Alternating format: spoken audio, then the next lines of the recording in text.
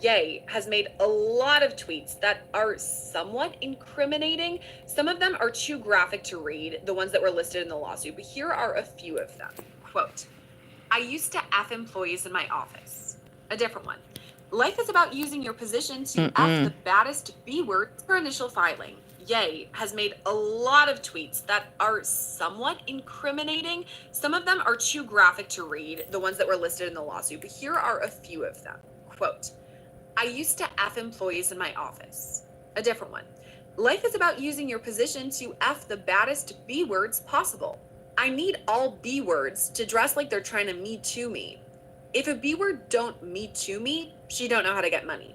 I'm a walking Me Too. I'm a big time perv. If a B word don't let me smash, we not friends. If a CEO don't hug you inappropriately, he's a F word. Some women actually fantasize about getting raped.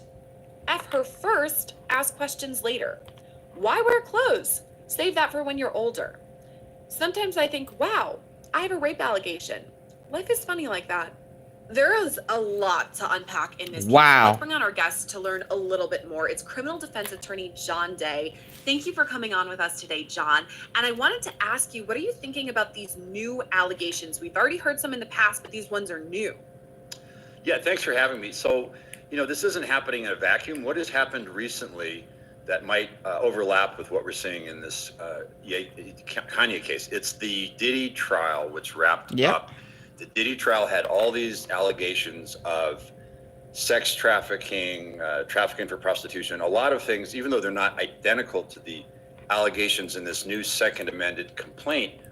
I think one of the points is that there's been this sort of public airing of all this, the charges, the criminal cases, and suddenly there's attention being paid to the idea of sex trafficking, of that sort of sexual abuse that came out in the Diddy trial. And coincidentally or not, suddenly some of these issues wind up in this new complaint. They hadn't been in the initial complaint.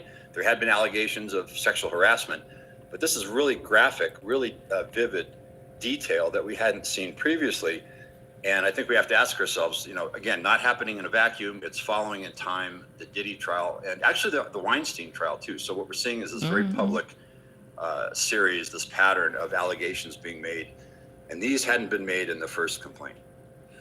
I was actually at the Diddy trial. I followed it every single day. And you're right. Immediately when I saw the sex trafficking edition, I thought of Diddy. There's no way that you can't, especially after this highly publicized trial. And so I'm wondering, in your opinion, plaintiff Lauren Pashota, did she add it because of the Diddy trial, that she thought, okay, other women came forward, saw the verdict, and then thought, okay, I'm going to tell my story too?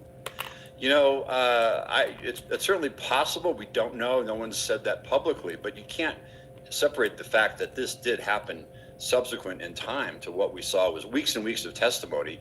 And again, that was very vivid, disturbing testimony about victims talking about sex trafficking and all the abuse that was taking place. And now we're seeing the second complaint alleging things that are somewhat similar. I mean, the stuff that we're seeing in this complaint it's incredibly vivid, it's incredibly disturbing.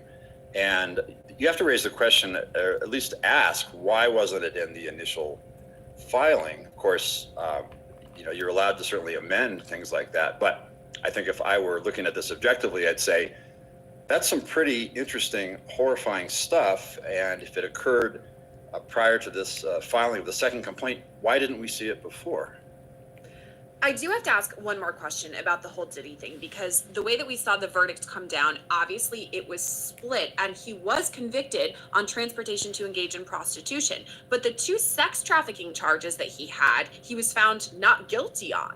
And now all of a sudden we have these Kanye allegations. And I do want to again specify for our viewers, we're talking civil when it's Kanye or Ye, and it was criminal with Diddy and he's now been acquitted. But I don't know. I mean, doesn't that make it hard to prove? We just saw it in the Diddy case. Sex trafficking is hard to prove. It's hard to prove. But again, you're right. The standard in a civil case, it's preponderance of the evidence. It's not beyond a reasonable doubt. Generally, that means it's somewhat easier to prove in a civil trial in front of a jury, for example. But I think, you have to ask the question, again, why wasn't it in the initial pleading if it occurred? But is it part of the whole public consciousness of things like sex trafficking? And I think people learn